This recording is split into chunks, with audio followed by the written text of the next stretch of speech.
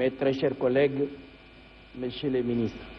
mesdames, messieurs les collaborateurs des ministres. Monsieur le Président, maa ngi ubbee suma kàddu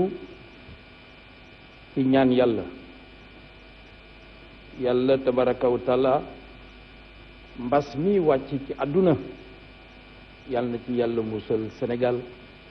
yàlla na ci yàlla musal Afrique yàlla na ci yàlla musal àdduna bi yépp. Monsieur le Président, bu ma sante yàlla julli ci Yonent bi sallallahu alayhi wa sallam maa ngi ñaanal bépp kilifa diine bépp kilifa aada mu nekk Sénégal di rafetlu seen taxawaay ci mbir mi bi yëf yi ñëwee ba suñu jolli tey ñoom ñëpp fi ñu toog maa ngi leen di jox seen wàccuwaay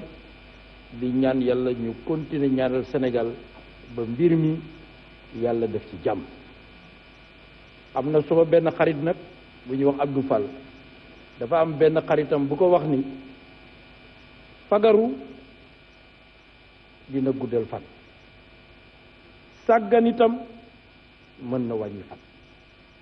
kon nag nañu fagaru nag mooy li docteur yi wax ñu def ko li nga xamee ni boroom xam-xam yi wax nañu ni lii ku ko def yàlla mën na def nga mucc bien que xam nañ ni mucc moom ci yàlla la nekk nañu ko def ndax sabablu moo gën sëñ Babacar Si dafa daan wax ni sabablu leen te bu leen sukkandikoo yëngu yi ndax loolu moo gën ngeen di tuumal yàlla ak dëkk yi kon nañu sabab. Monsieur le Président, suma kàddu tey dama koy yëkkati pour rafetlu li am tey ci Assemblée nationale ma bokk ko ak groupe Liberté Démocratie bokk ko ak non inscrits kon tey teew nañu mais teewal nañu Assemblée nationale yépp loolu mooy lii dëgg ñun am nañu président de groupe Liberté Démocratie am na président de groupe mais non inscrits dañu am ku leen di teewal weer wu nekk yàlla dogal soxna Aïssatou Sabara moo leen teewaloon mois de mars tàmbali liggéey bi ak ñun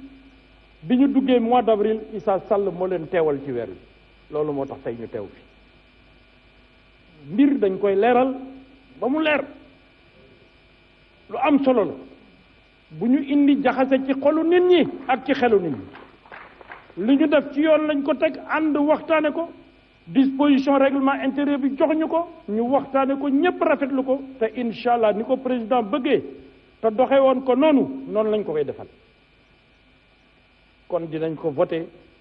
ci jàmm ak salaam réew nag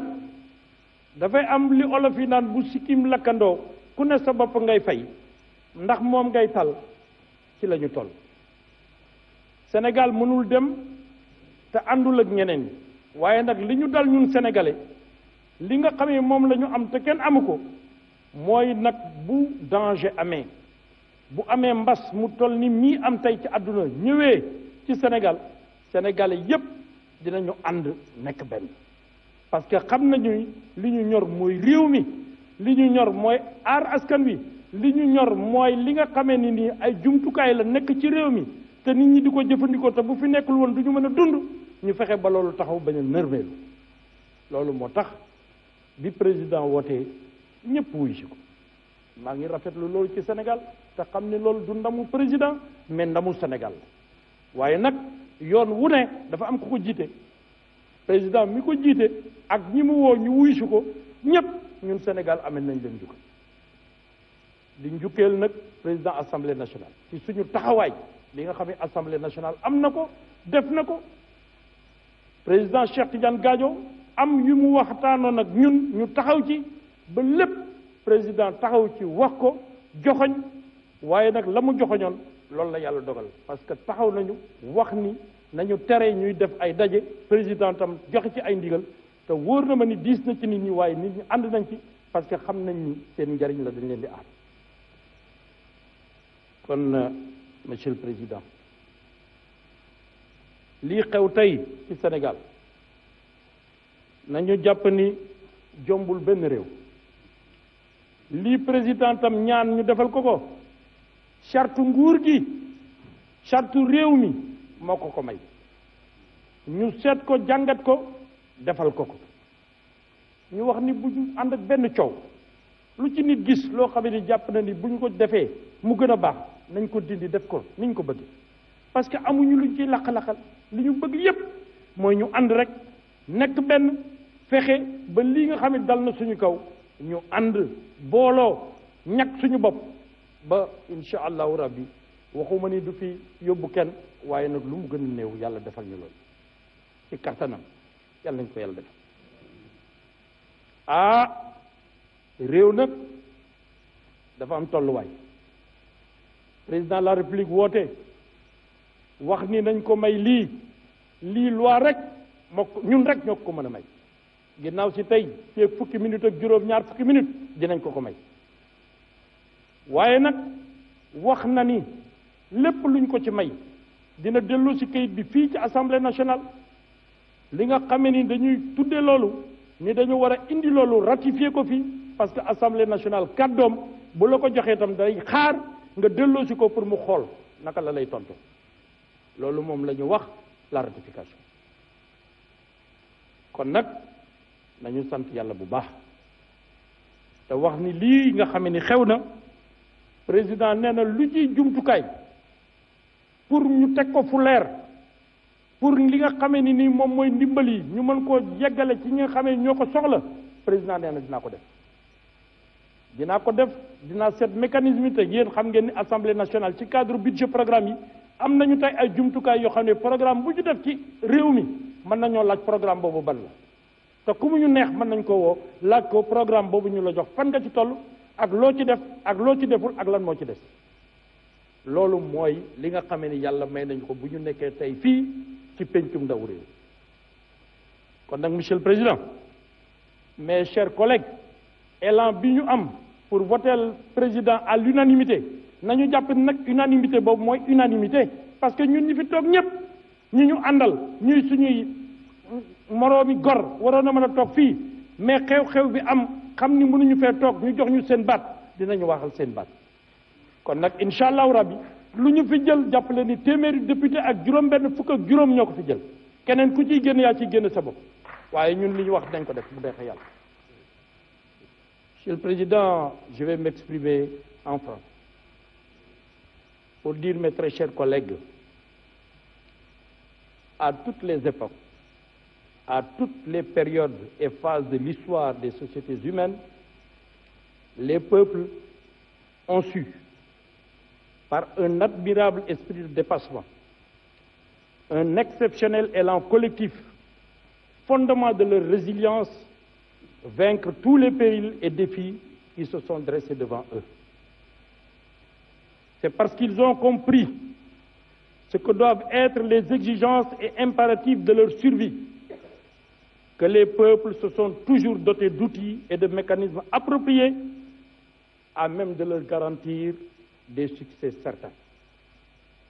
Aujourd'hui, très chers collègues, mais au-delà des collègues, très chers compatriotes, nous sommes plus qu'à la croisée des chemins. Nous avons face à nous un ennemi mortel qui entend faire des ravages, bloquer notre marche vers l'émergence et boucher notre avenir. Nous en sommes conscients. Nous tous qui sommes là en sommes conscients. J'en suis absolument sûr. Mais c'est parce qu'il y a une conscience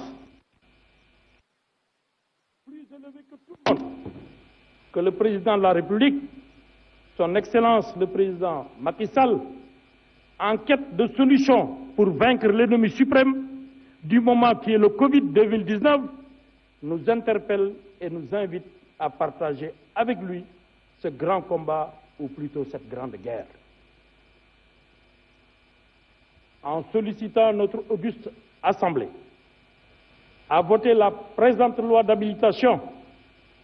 le chef de l'État est dans le respect des valeurs et principes de la République.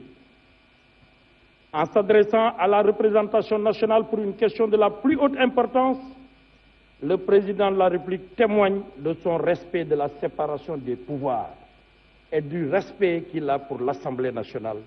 singulièrement du Sénégal. Ce faisant, il vivifie